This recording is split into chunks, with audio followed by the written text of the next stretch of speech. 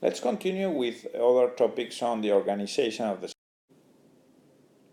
Here we have the traditional geographical organization where we have a director of sales, maybe some area managers, some district sales managers, and below we have some traditional salespeople.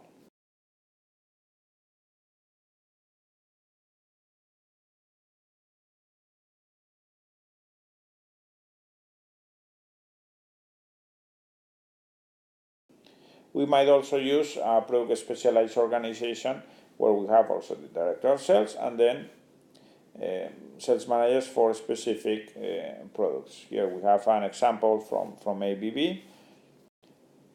You have also organizations that are, they have the architecture is basically design thinking on different types of customers.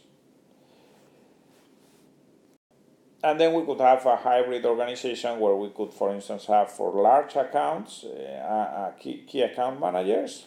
For smaller accounts, we could have one of the previous organizations, for instance, the geographical organizations.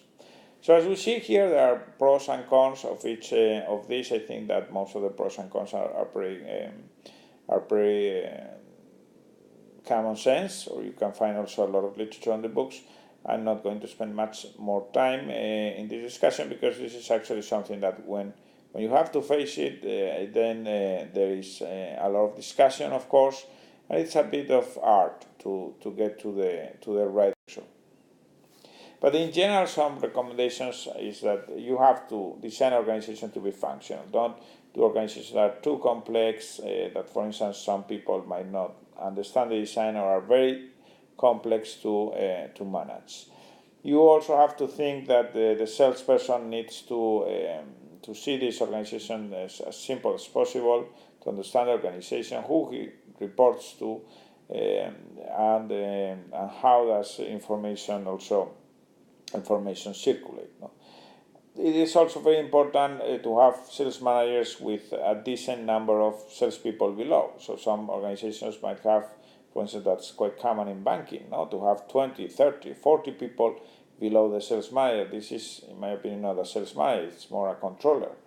And then you have, therefore, connecting to this, sales manager spending most of the time in the field coaching the salespeople.